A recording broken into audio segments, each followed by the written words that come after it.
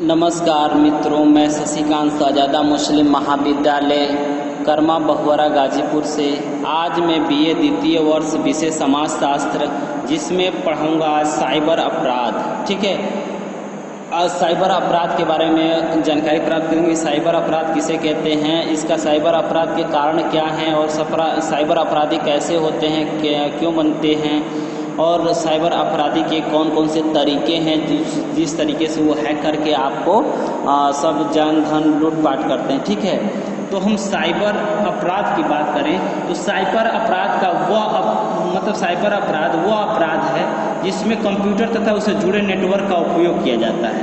यह अपराध इंटरनेट के माध्यम से किया जाता है। इस प्रकार के अपराध में कंप्यूटर एवं इंटरनेट का दुरुपयोग किया जाता है। ठीक है, अन्य शब्दों में हम कह सकते हैं कि साइबर अपराध का वह आपराधिक कृति है जो कंप्यूटर एवं इंटरनेट के माध्यम से किया जाता है। इसी प्रकार के अपराध में संगीत, फिल्मों की चोरी, ऑनलाइन बैंकिंग के द्वारा लोगों के बैंकों खातों में गड़बड़ी करना, कंप्यूटर हैक करना, कंप्यूटर में वायरस डालकर उसकी मेमोरी नष्ट करना, सॉफ्टवेयर पायरेसी करना, यानी सॉफ्टवेयर मतलब चोरी के सॉफ्टवेयर और छद्म नाम के वेबसाइट बनाना, मतलब छद्म का मतलब कि फेक आईडी का बनाना, कंपनियों के व्यापारिक आंकड़े चुराना, पीडोफिलिया यानी बच्चों से मतलब इसको नहीं पूरी तरह से कह सकते हैं, इंटरनेट से जुआ खेलना, नेट हैकिंग करना आदि प्रकार के अपराध साइबर अपराध की श्रेणी में आते हैं। ठीक है, हम बात करें अब साइबर अपराध के कारण की, तो साइबर अपराध के होने के कई कारण हैं। अगर पहले हम बात करें तो कम जगह में अधिक तथ्यों को संग्रहित करने की क्षमता।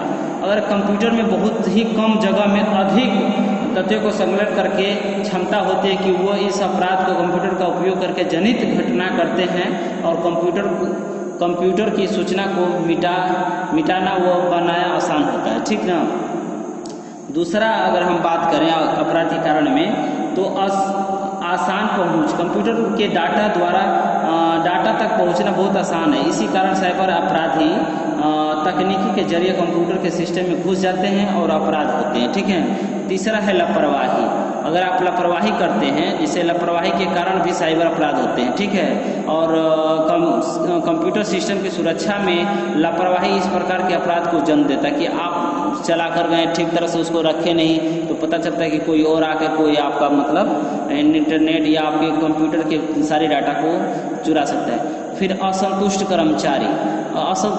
कर्मचारी किसी भी कार्यालय के कार्यरत कर्मचारी जो अपने मालिक से किसी कारणवश असंतुष्ट होते हैं, बदला लेने के लिए सामान्यतः कंप्यूटर के सिस्टम में गड़बड़ी करते हैं तथा कह सकते हैं इंटरनेट के माध्यम से अपने मालिक को परेशान करने के लिए कई तरह के साइबर अपराध करते रहते हैं। अब हम बात करेंगे साइबर अपराधी के, तो साइबर अपराधियों में अनेक समूह हैं जिन्हें विभिन्न प्रकार में विभाजित किया जा सकता है। पहला अगर हम मान के चलें तो बच्चों और किशोरों को जो 6 से 18 वर्ष के बीच हों। ठीक है, 6 से 18 वर्ष के बीच के बच्चों द्वारा किए गए साइबर अपराध सामान्य तरह के होते हैं। इसका कारण मनोवैज्ञानिक होता है। इस तरह के अपराध में अश्लील फिल्में, दूसरों का समय चोरी करना इत्यादि सब हो सकते हैं। दूसरा है संगठित हैकर। संगठित हैकर का मतलब होता है कि संगठित हैकर में वे अपराधी आते हैं जो एक साथ निश्चित उद्देश्य को पूरा करने के लिए योजनाबद्ध रूप से किसी वेबसाइट को हैक कर देते हैं तथा उसे वायरस के द्वारा नुकसान पहुंचाते हैं। ठीक है। ठीक। तीसरा है पेशेवर हैकर। इस प्रकार के हैकर पैसों के लिए काम करते हैं तथा ये हैकर्स ज़्यादातर प्रतिद्वंदियों की वेबसाइट हैक करते हैं और उसमें से विश्वसनीय एवं बहुमूल्य जानकारी प्राप्त करते हैं और इस तरह के अपराध कंपनियों और व्यापारिक घरानों के बीच आपसी प्रतिद्वंदिता के कारण किए जाते हैं। ठीक है। अब थोड़ी सी बात करें हम साइबर अपराध के तरीकों के विषय में, तो इंटरनेट को देश और काल की सीमाओं को धता बताने की खूबी के कारण उसे दुनिया की तमाम संस्कृतियों, भाषाओं, रीति रिवाजों का एक सूत्र में पिरोने का सूत्रधार माना जा रहा है। किंतु इंटरनेट संबंधित उम्मीदें पूरी होती हैं उससे पहले कि इंटरनेट से अपराधियों ने अपने कारनामे पीरोने शुरू कर दिए। इंटरनेट के